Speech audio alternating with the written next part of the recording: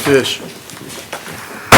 Good evening, everyone. I'd like to welcome everyone to the Newman City Council regular meeting, January 14th, 2020.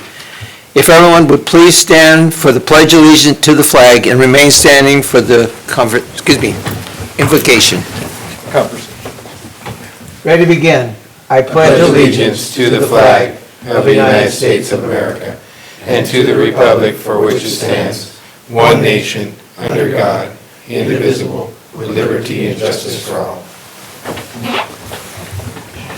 On behalf of the City Council and the City of Newman, we wish you all a very happy and healthy and prosperous new year. Let's pray.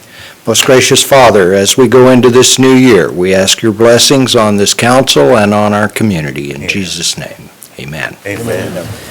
Thank you, Mary. We have roll call, please. Councilmember McDonald? Here. Graham? Here. Mayor Pro Tem Candia? Here. Day? Here. Mayor Martino? Here. Okay, declaration of conflict of interest. There being none. Ceremonial matters. There being none. Items from the public, non-agenda items. If anyone would like to speak to the council, please go to the podium, state your name and address for the record, and tell us what you would like to say here. Please.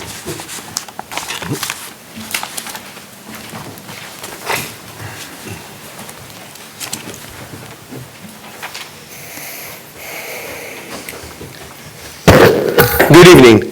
My name is Mike Klein. I'm currently a city councilman for the city of Ceres.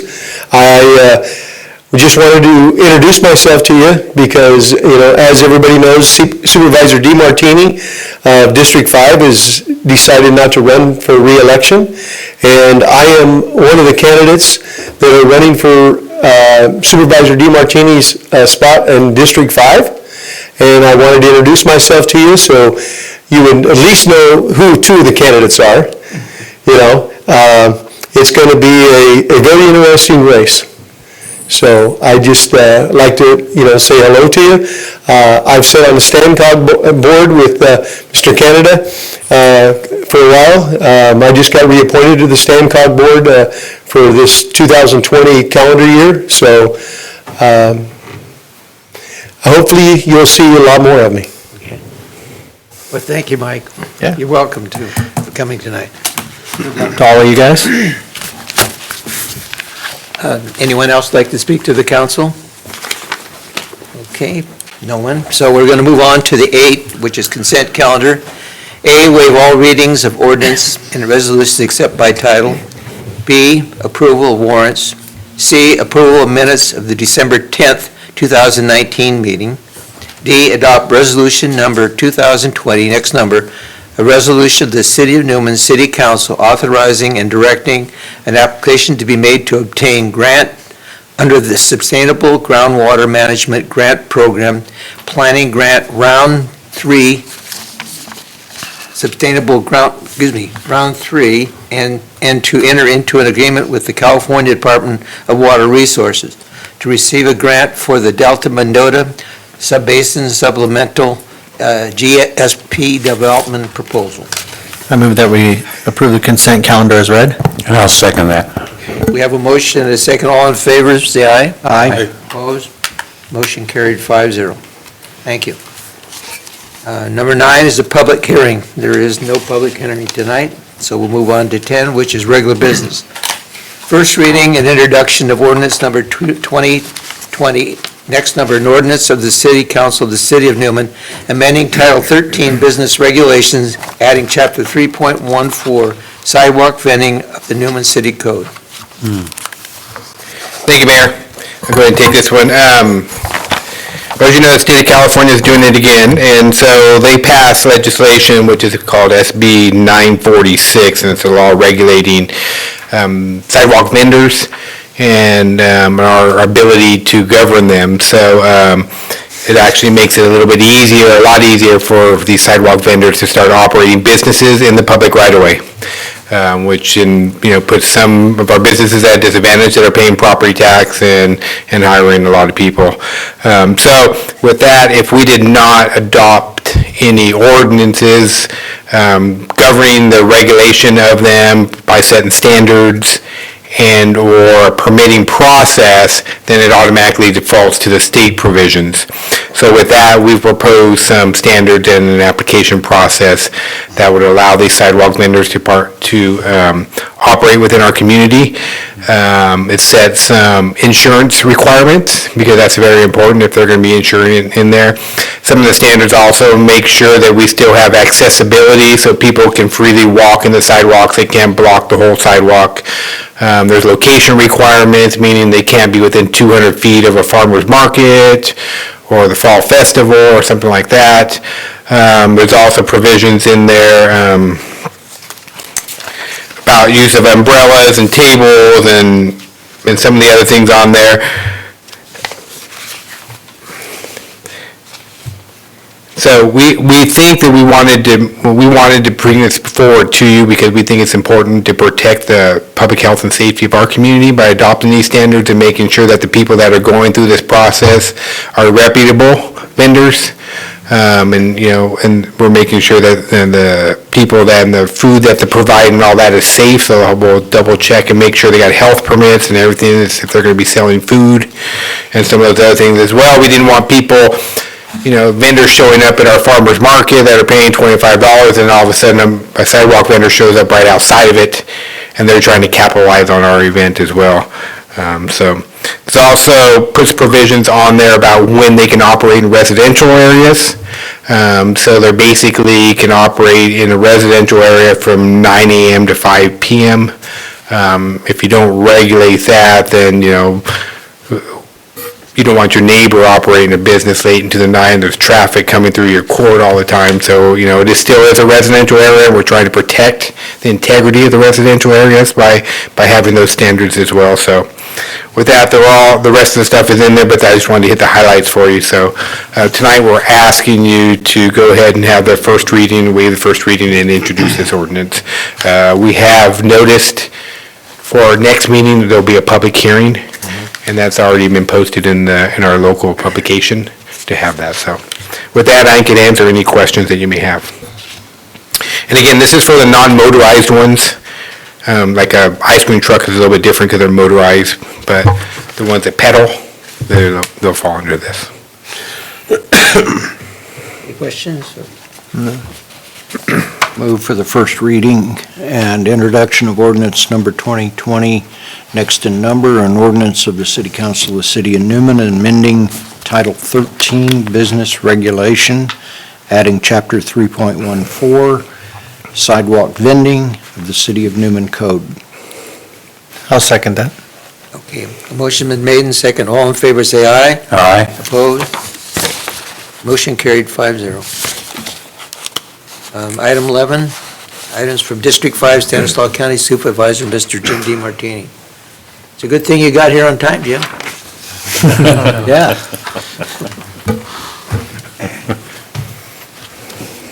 Good evening, Mayor and council members. That's one thing I do like about this town is how it moves the meetings along.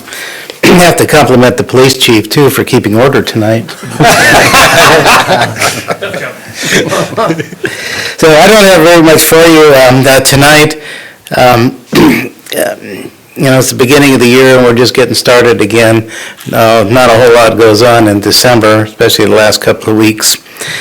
But the Healthcare Task Force is meeting this Thursday in Gustine, 6 o'clock at the Gustine City Hall. At that time, we're going to be going over our plans for next year and our events, so that we'll get those set. We have the Health Summit already set for May 28th, and we do have a speaker for that. So we're going to be putting that program together, plus our senior programs, our art and essay contest, and we're going to do a program most likely with the county this year on suicide prevention. Anyway, so that will be our next meeting, will be Thursday, and then we'll go from there.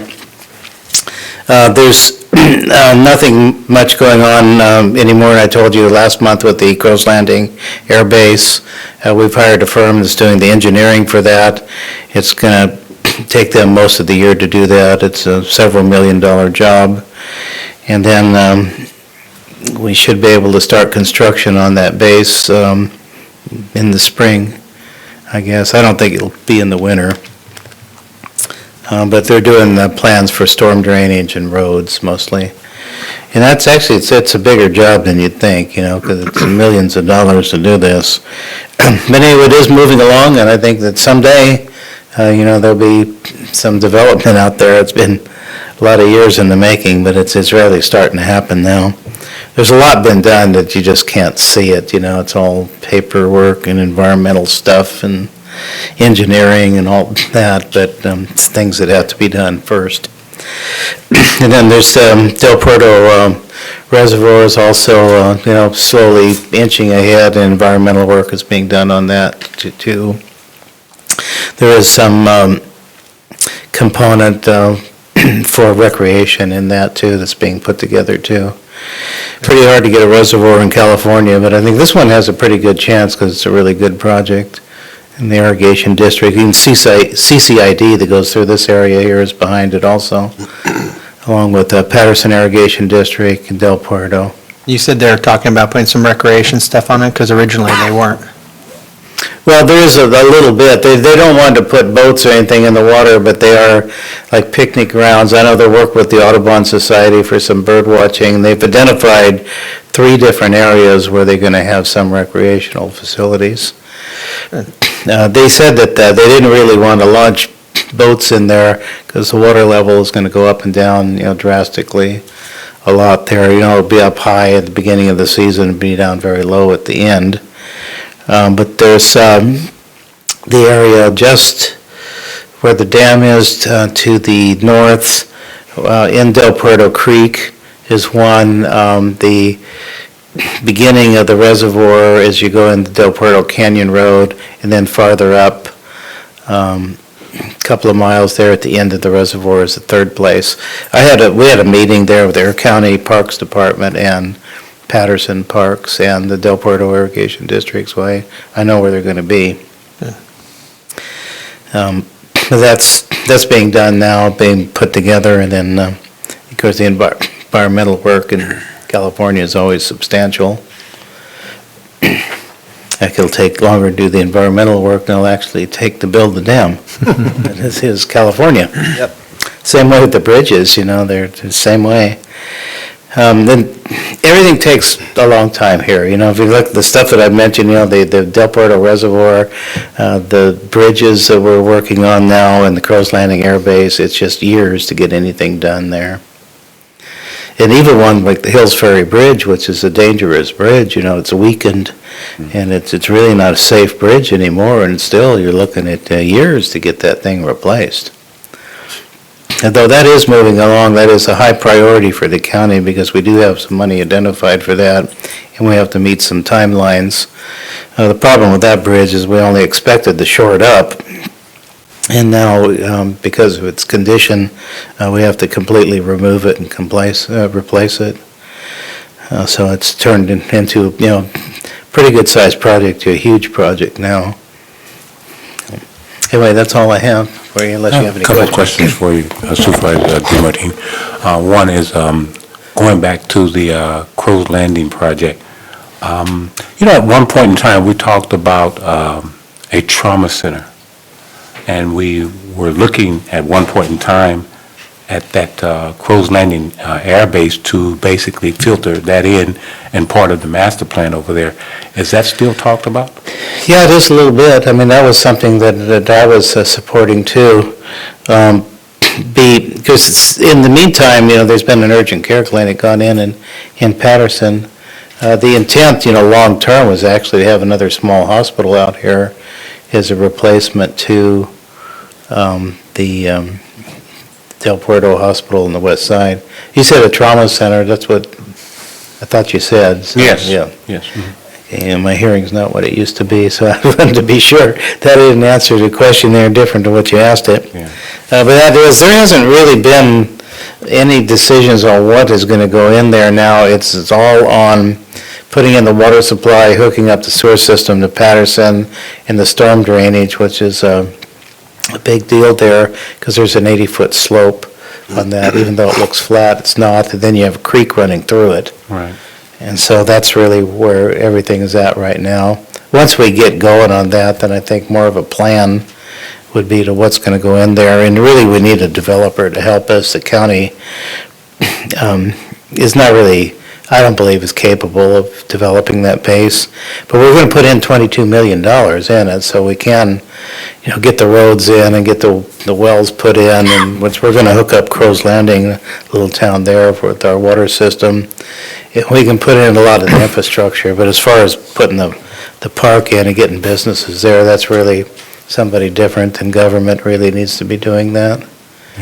Well, I'll say this, before you get out of here, I think this should be your baby, to push and make sure that this project has put the shovel down. And Well, I have tried to push it along, and I think we just made so many bad decisions along the way that it got delayed, 10, 12 years from where we could have been. Yeah. But it is moving forward there, and I really would like to see the groundbreaking before I leave, which I Yeah. think might happen too, but it's, One other thing before you get away here, is that going back to that river side, the bridge, I think we talked about this before. They're talking about shoring it up and restructuring it, and now you're saying they're talking about, tearing it down. Why don't they just go move ahead, since they have the money to start building a new bridge right alongside, which will take, much quicker, and basically, I think it'd be more feasible. well, I think last I heard, what they were planning on doing was actually keeping that bridge, tearing one side down, like the right-hand side down, say, and rebuilding that, and then opening that up and then tearing down the other side, which is the way we did it on the McHenry Avenue Bridge and also the Carpenter Road Bridge. Seems to be what they like to do. Now, the 7th Street Bridge will be that way. It'll be completely torn down and replaced. But I think the county was wanting to put the bridge there in the same place and keep it open. It'll only be one lane, for probably a year, but that's what the plans are right now. But they're still working on that. They still have to shore up the last of the funding and the environmental work and the engineering. I think the project probably would be lucky to get started at the end of next year. Well, all the money is there, the infrastructure money is out there, we need to just go ahead on and use it up. Yeah, but I mean, this is California, you just can't build something, you have to pay off all the environmental groups and hire all the engineers and do the environmental report that nobody reads, and, just everybody's got to make their money off of it, and then you can build something. Right. It's not, the system is all screwed up, but that's what the problem is. You just can't get anything done in a reasonable amount of time, and and it affects all projects. Well, what I've learned since I've been down here, I'm new, you old timers could probably tell me a whole lot of stories, but you guys move very slow down here, very slow, compared to what, the cities are doing, Yeah, well, I don't know, we try to get stuff done, but I don't know, it's between the regulations of the state and environmental laws, and Right. I know, it's something I have a hard time getting used to, because I'd farmed all my life. When I wanted to do something, I just did it. If I decided I was going to put in a sprinkler system or plant a new orchard, I just went out and did it. But here, it just doesn't work that way. It's just so much red tape, and, you have to have 20 meetings, an environmental report, and, to get anything done, it's just astounding, too, from the way that anybody else operates to the way the government does. And anyway, now I've got so used to it, I'm surprised now we get anything done. Well, we've been very fortunate to have you, Okay, thank you. Yeah, Jim, we've really appreciated you coming in every meeting and updating us on what's going on in the county. It's been very important to us to be able to keep track of what's Right. happening at the county level. So we appreciate your faithfulness in showing up to our meetings. Yeah, I have a good attendance record, I think better than some council members here, so. Oops. Oops. But hopefully the supervisor who replaces me will remember where Newman is and show up to the Jim, you meetings. set the standard for supervisors. Oh, yeah. They have a hell of a time following you. That's right. And, Well, I mean, you can't do the job without showing up, let's figure, and it's, I'd say I like Newman a lot, I really, if I wasn't where I was, this is where I'd live. Newman It's just likes you. it's just a nice town, you know? It's just, I've always liked coming here. So, We but- appreciate you, that's for sure, D. And I'd say anybody who's running for supervisor, I would sure ask them, are you going to come to our meetings, you know? That would be first question I would ask them. Thank you, Jim. Every meeting. And with that, we'll move on to item 12, item from the city manager and staff. Thank you, Mayor, members of the council. Welcome back and Happy New Year to you all.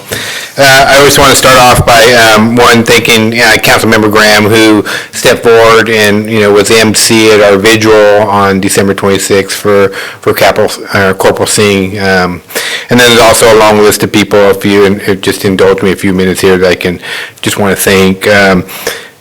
Miss Susan Madison, Carmen Anaya, they've done a lot, not only with the vigil, but, decorating our plaza and the trees, and they always do a lot to make our downtown look beautiful, so I want to make sure Carmen and Susan get a big thank you.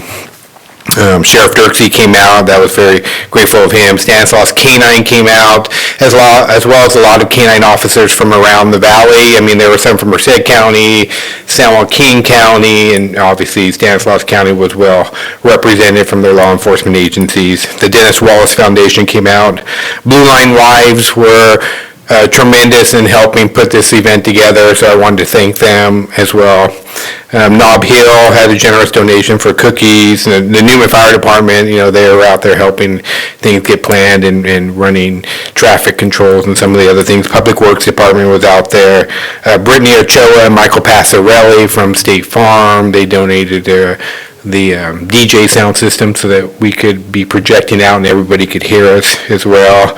Mr. Don Hutchins showed up and, gave the invocation out there. So there were a lot of people, and I'm sorry if I missed somebody, but there were a lot of people that contributed to that. And, that's the day after Christmas, the 26th, and, it's a very busy time, but, we had a great showing. I think there was a lot of community support for the event. Also, I want to thank Armando Garcia. So we had a gentleman from the Bay Area who came in and put the flagpole in for us, and he, from day one, right after the event in January of last year, offered to do that. So he came in and put the flagpole, and then Armando kind of did the decorative base on there with some flagstone on there, and I think we're still looking at maybe adding some boulders with a bench seat or something out there as well to go on, so. But I want to make sure that we thank Armando at Westside Landscaping. So if you see any of these people or these businesses, make sure you thank them as well, because without people like this and organizations and businesses like this, those are what really make Newman where we are. And, Jim just talked about what a great community we are. It's because we have organizations and businesses and people like that in our community that step forward when we need them. And they did so. And so I want to really appreciate that. Again, thank you, Councilmember Graham. With that, I'll move on to the next one. Probably going to hear from LAFCO next week. 30 days will be up next week, so we'll find out where we're at with our annexation. There's three possibilities. So one, if it's under 25% of the protest vote, it just goes on. If it's over 50%, it's over, it's terminated, and if it's between 25 and 50%, we'll have to go to an election. I'm kind of anticipating that middle one, that last one right now, between 25 and 50, but we won't have official results probably till next week, so. But we'll report that back to you at your next meeting, the results. And then lastly, excuse me, I talked a little bit about all the progress we made at our Canal School Road, Brazo Road, our biofilter or wetlands project. Well, you saw the email, but I just want to announce it. We received a $600,000 grant to put in 10 acres of wetlands out there. We've also, the state's also provided us some assistance in helping us get plans together and put a team together to really strengthen our application, and that's coming along great. So now we're going to be working on a master plan that ties all these pieces together, because we're doing the 10 acres of wetland. We have our partnership with UC Merced, and they're looking at the ag water that comes in there and how they can put together a biofilter to clean up the ag water that runs through that area over there as well. And then we have a group that we're working with, RRM, who donated a bunch of time to put together the recreational component out there. There'd be some trailway system and some environmental education that would go along out there as well. And then the last piece, again, is our stormwater cleanup, our biofilter that would capture trash, clean up all the water, then we would capture the water and use it at our wastewater treatment plant for our farming operation. The state just approved $40,000 grant for us to put together a master plan that shows how all those pieces work together. And then we'll do an environmental impact report on that, and hopefully, Jim, it won't take 5 years. And then we expect that the Prop 1A grant application would probably be sometime in this first 6 months of calendar year 20. We'll apply for that, and it's looking to be about a $5 to $6 million project, which is really good because it's a $10 million maximum. So, you said a 5 or 6, and you got good, strong support from state agencies out there. I think we got a good chance of at least making it to the finals and possibly getting funded there.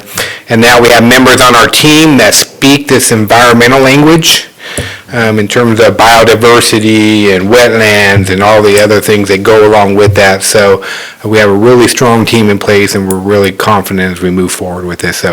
But again, back to the first piece, this $600,000 to put some wetlands out there and start this project. It's a good first phase. So with that, I can answer any questions that you may have. In that area, Michael, that's, what is that, School Street? Canal School Road? Yeah. Are we going, is that on, Kathy's not here, but is that on the plan to have that street resurfaced? Yes. Oh, okay. Right there at the intersection, Inyo to Canal School, and then Canal School up to Hills Ferry. Oh, great. Correct. And we're also applying for some grant money to put in some bicycle lanes and travel paths out there for pedestrians. Great. Terrific. Thank you. Other questions? Okay. We'll move on to Chief Richardson. Evening, Mayor, council members. I'd just like to echo the city manager's comments about thanking everybody for the candlelight vigil. Amazing turnout.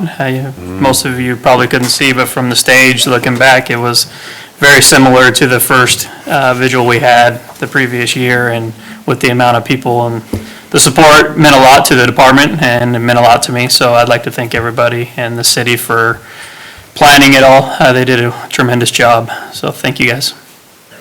Thank you. Thank you. Everything went well, it was just cold. It was cold. It's the day after Christmas. Luke, do you have anything for us tonight? Only with W-2s, you should be receiving those in the next couple of days. Okay. And other than that, that's pretty much it. Okay.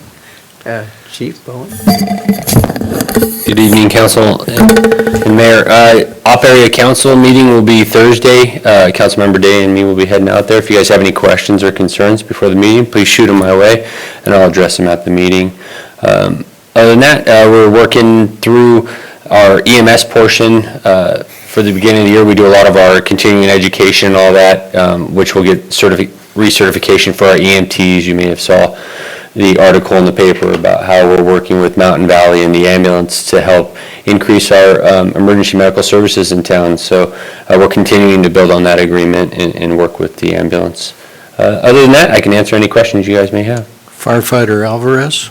Yeah, so we had two recently, firefighter Alvarez and firefighter Vasquez recently passed their national testing for emergency medical technicians. So that's the first level in the EMS system.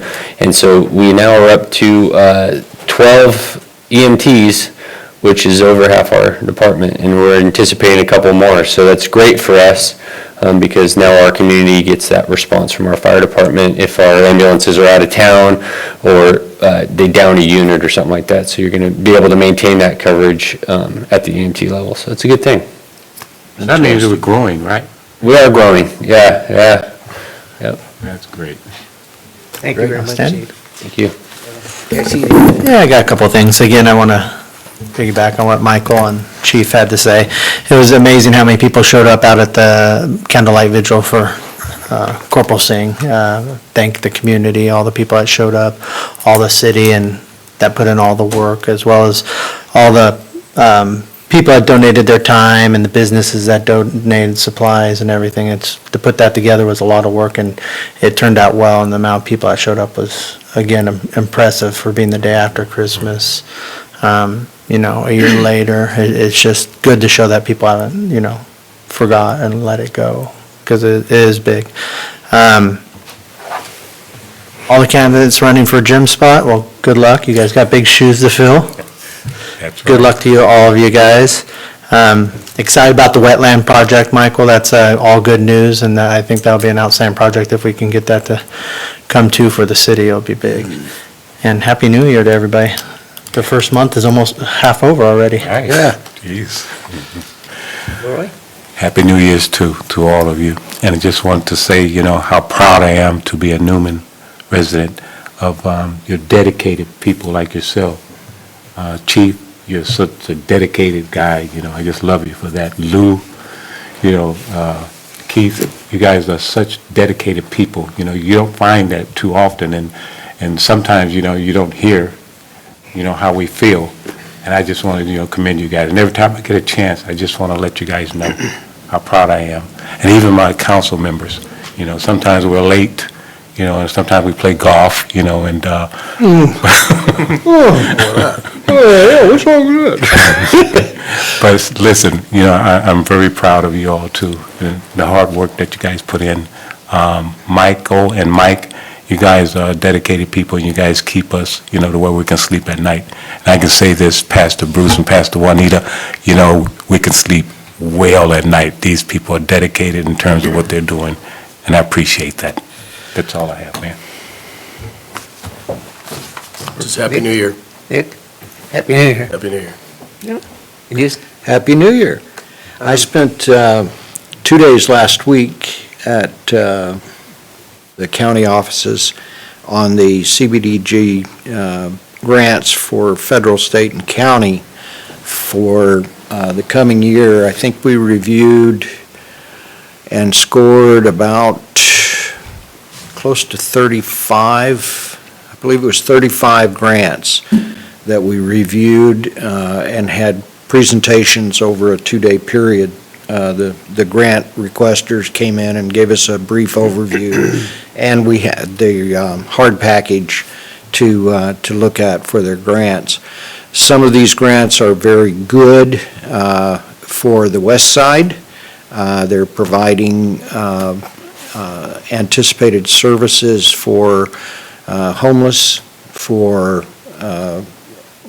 other areas that I don't want to talk about too much, but they are necessary services for our people here on the west side. I gave Councilmember Leroy some information on one of the organizations for him to share with some of his folks, and it was really, this is the third year I've done it, and it's really eye-opening to see some of the programs that are available, and more of the programs are coming to the west side. Most of the programs, when I first started 3 years ago, were Modesto, Turlock, and focused primarily in those areas. Now we're beginning to see expansion out into our own communities, Patterson, Newman, and Gustine, and even up to Wesley and on up to the county line. It's really good to see those services being available. By the way, United Samaritans, is that the food truck? I think it is. Yeah, United Samaritans said they're talking about trying to expand into Newman this next year. So that's a very good thing for us, because that'll provide at least one meal a week for our homeless here in town. So these are excellent programs. I have a wonderful time listening to these people and being able to help them as we score the programs and so forth. There's a lot of money out there for these Yes. folks, and we want to get it to those that need it. And Happy New Year. And with that, I'd like to course, thank everyone for coming out tonight. Not too many are here tonight, but they'll see us on the video tomorrow.